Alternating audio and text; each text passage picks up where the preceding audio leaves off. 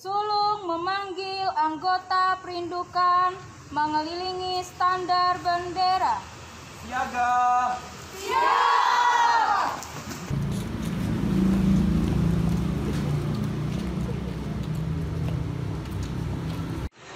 Ibunda dijemput oleh sulung dan mengambil tempat yang sudah dipersiapkan.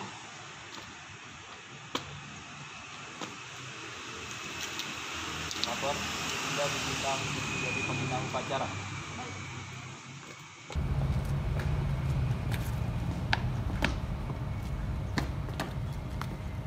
Ibunda menugaskan sulung untuk mengambil bendera merah putih. Sulung, tolong ambilkan bendera.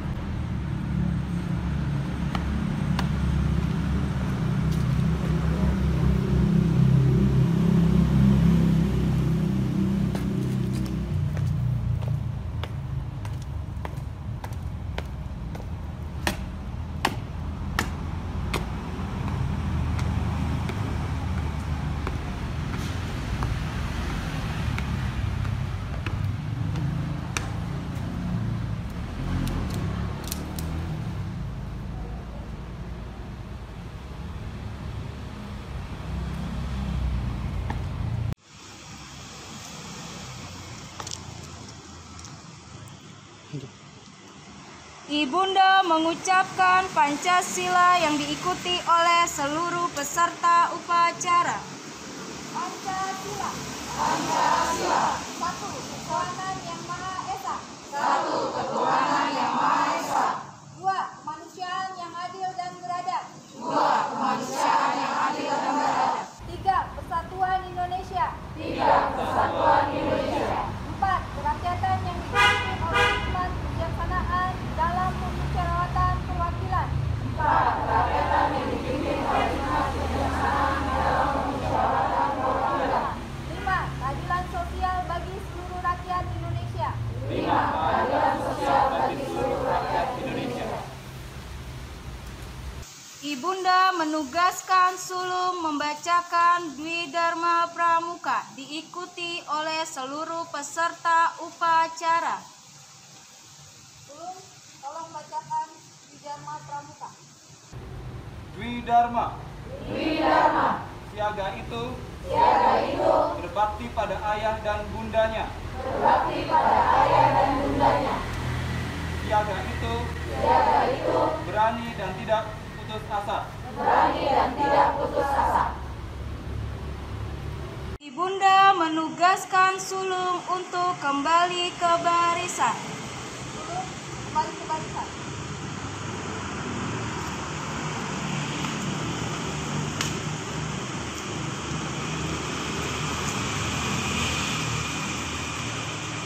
Ibunda memberikan pengarahan. Salam Pramuka. Anak-anakku, walaupun secara daring kita mengadakan pramuka, Bunda berharap kalian mengikutinya dengan sikap yang tertib, sikap yang penuh dengan semangat, supaya semuanya berjalan dengan baik. Nanti ayah Bunda akan menjelaskan kepada anak-anak.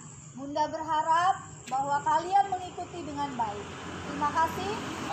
Tepuk pramuka.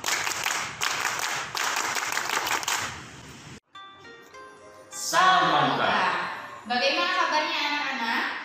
Bunda harap kabar kalian masih dalam keadaan sehat dan tetap semangat.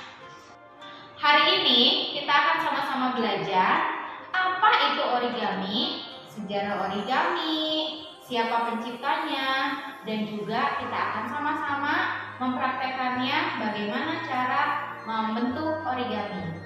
Namun sebelumnya kita akan menyanyikan lagu daerah bersama-sama yaitu yang berasal dari Jawa Barat, yaitu Manuk Dadali. Berikut videonya ya.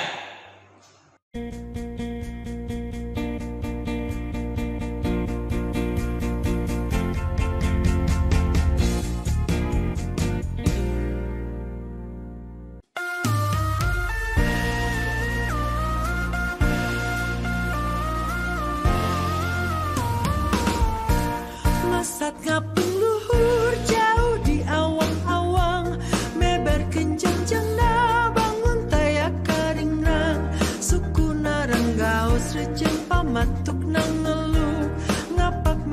barihi beuna tarik nyuruh saha anu bisa nyisul kana tandangna kandang jeung partenteng taya bandinganna dipika gamir dipika serap ku sasama taya karempan kasieur leber wawanena manuk dadali manuk panggagahna perlambang sakti Indonesia Jaya manuk dadali pangkakon carana resep ngahiji rukun sakabehna hirup sauyunan tarapa hiri-hiri silipikanya ate inggis belapati manuk dadali ngandung siloka sinatria kersakumna bangsa di negara Indonesia.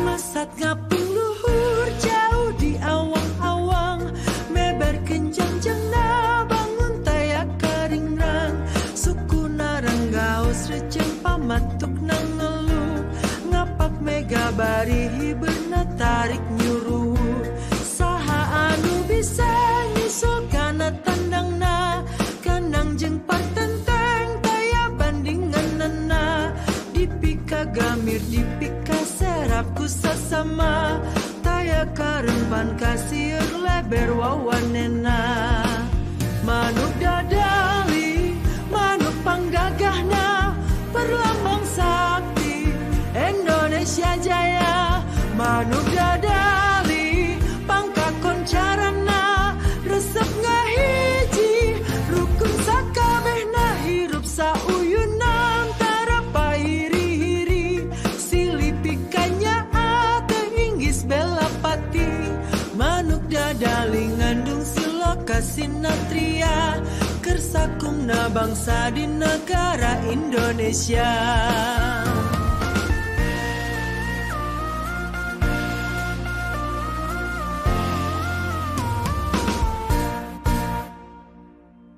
Ya anak-anak, setelah kita menyanyikan lagu Manuk Dadali dari Jawa Barat, sekarang kita akan mengetahui apa itu origami.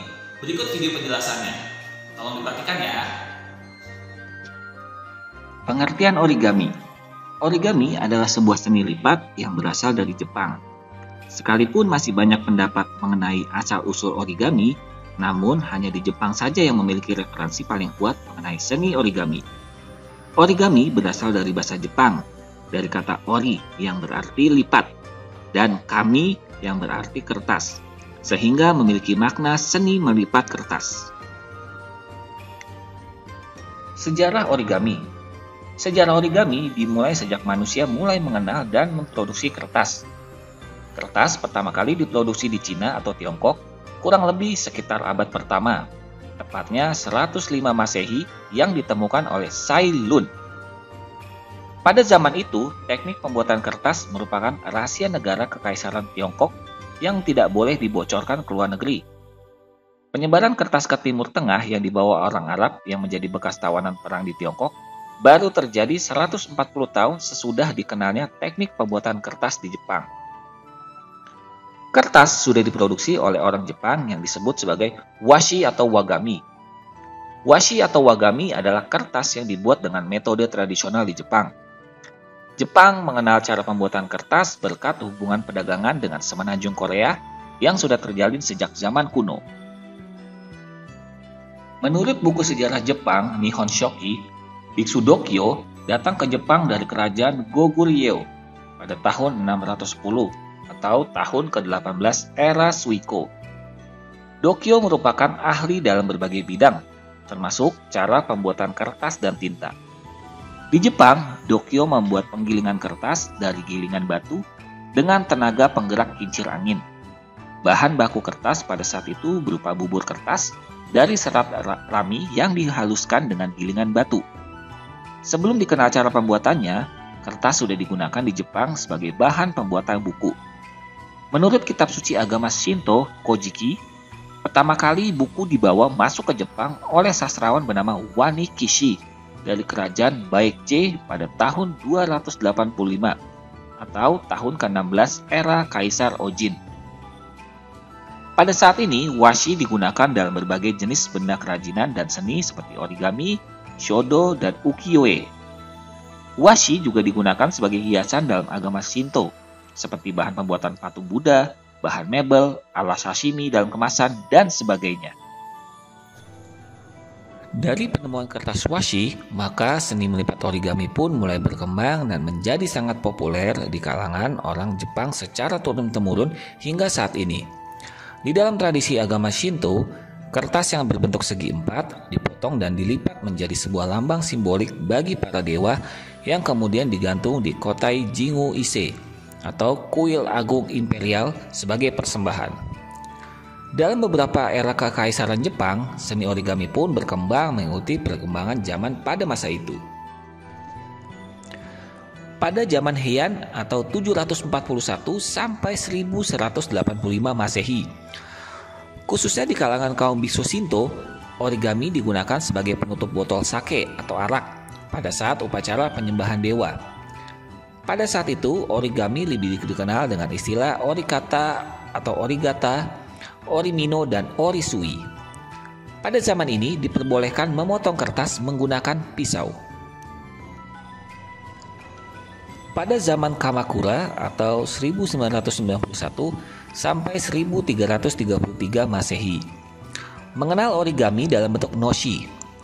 Noshi merupakan singkatan dari kata noshi awabi yang berarti daging tiram tipis yang dijemur. Noshi merupakan hidangan yang istimewa bagi orang-orang Jepang dan dianggap sebagai pembawa keberuntungan bagi siapa saja yang mendapatkannya. Pada zaman Muromachi 1338 sampai 1573 Masehi, penggunaan pisau sebagai alat pemotong kertas dihentikan. Kemudian origami berkembang menjadi suatu cara untuk memisahkan masyarakat golongan kelas atas atau samurai dan kelas bawah atau masyarakat biasa. Para golongan kelas atas mengikuti ajaran Ise, sedangkan masyarakat biasa mengikuti ajaran Ogasawara. Seiring perkembangannya, origami menjadi semakin identik dengan budaya Jepang yang diwariskan turun-temurun, terutama dalam adat keagamaan Shinto yang masih dipertahankan sampai saat ini. Pada zaman Edo 1600 sampai 1868 Masehi, produksi kertas sangat melimpah sehingga menjadikan kertas mudah untuk diperoleh. Hal ini membuat origami berkembang sangat pesat. Pada akhir zaman Edo menghasilkan hampir 70 bentuk origami, termasuk bentuk burung bangau atau suru, katak, kapal, dan balon yang masih kita kenal hingga saat ini. Pada zaman Meiji 1868 sampai 1912 Masehi, origami digunakan sebagai alat untuk mengajar di TK dan SD. Sedangkan pada zaman Showa 1926 sampai 1989 Masehi, origami mulai kurang diminati dan hanya tersisa noshi yang masih populer dan digunakan untuk pertukaran hadiah antar samurai. Pencipta origami. Seiring perkembangan zaman, muncullah seni origami modern yang diperkenalkan oleh Akira Yoshizawa di Jepang. Seni origami modern ini lebih mengarah ke bentuk lipatan baru yang berbeda dengan lipatan origami klasik atau tradisional, dengan mengadopsi bentuk realistik dari binatang, benda, dan bentuk-bentuk dekoratif lainnya. Dia memperkenalkan bentuk awal dari hewan berkaki empat dengan cara menggabungkan dua lembar kertas yang terlipat. Selain itu, Akira Yoshizawa juga memberikan sumbangan yang cukup besar untuk perkembangan origami dengan memperkenalkan teknik lipatan basah. Lipatan basah merupakan teknik baru dalam dunia seni melipat kertas. Cara dari teknik ini yaitu membasahi kertas yang tebal terlebih dahulu agar lentur sehingga mudah dibentuk. Akira bersama Sam Renlet juga memperkenalkan sebuah diagram yang mereka namai dengan diagram Yoshizawa Renlet yang berisi tentang instruksi cara pembuatan origami menggunakan simbol panah dan garis. Diagram ini lebih memudahkan dalam membuat sebuah origami dan menjadi cara pembuatan origami baku yang masih digunakan sampai saat ini. Nah, baik anak-anak, tadi kalian sudah bersama-sama mempelajari materi origami. Sekarang kita akan membuat origami sederhana. Nah, setelah anak-anak sudah menyiapkan kertas origaminya, anak-anak boleh lipat kertasnya menjadi persegi panjang ya. Nah, seperti ini, lalu diulangi lagi sekali lagi dengan sisi yang satunya menjadi bentuk persegi panjang.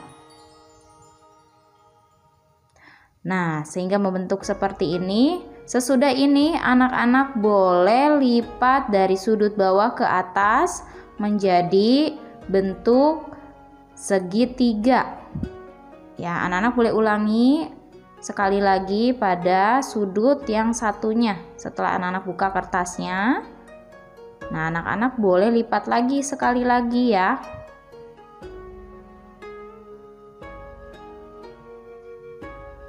Nah, menjadi seperti ini.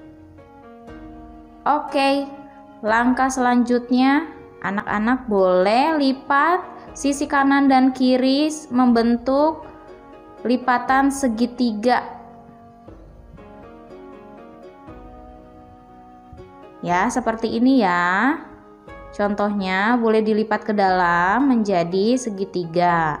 Setelah membentuk seperti ini, nah anak-anak boleh buka lipatannya. Lalu lipat ke bawah yang satu, sedikit aja yang di sudut ujungnya ya. Di paling ujungnya anak-anak boleh lipat. Lalu diulangi dengan lipatan selanjutnya. Lipatan satunya lagi boleh dilipat ke bawah.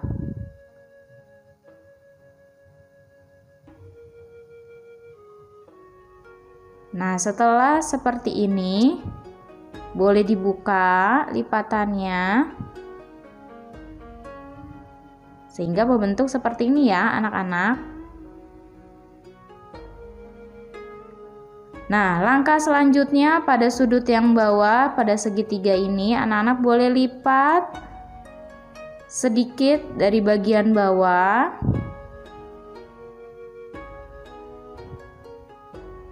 Ya, anak-anak boleh lipat. Lalu setelah dilipat membentuk seperti ini. Nah, anak-anak boleh lipat pada bagian ujungnya, yaitu anak-anak boleh lipat ke atas ya, antara bagian ujung yang kanan maupun yang kiri.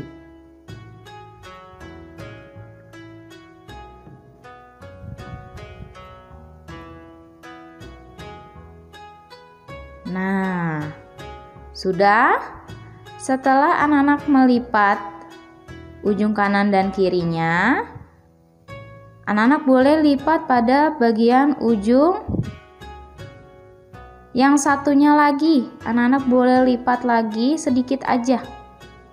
Nah, sehingga membentuk kepiting deh seperti ini. Ya, ini sudah jadi. Anak-anak boleh kasih bentuk matanya. Ya, boleh kasih bentuk matanya. Nah, selanjutnya anak-anak boleh siapkan satu lagi kertas origami. Lalu anak-anak boleh lipat dari bagian bawah ke bagian atas membentuk segitiga. Ya. Setelah itu dari sudut kanan dan kiri, anak-anak boleh lipat ke atas. Dua-duanya ya.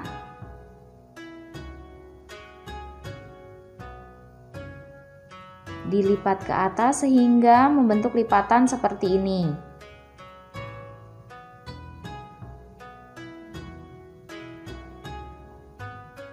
Ya, lalu langkah selanjutnya pada sudut yang paling atas satu lagi anak-anak boleh lipat sedikit saja. Anak-anak boleh lipat ke bawah. Nah, setelah itu kita rapikan dulu ya lipatannya supaya rapi sehingga membentuk seperti ini. Nah, setelah ini anak-anak boleh ambil spidol atau pensilnya, lalu kita berikan gambar matanya.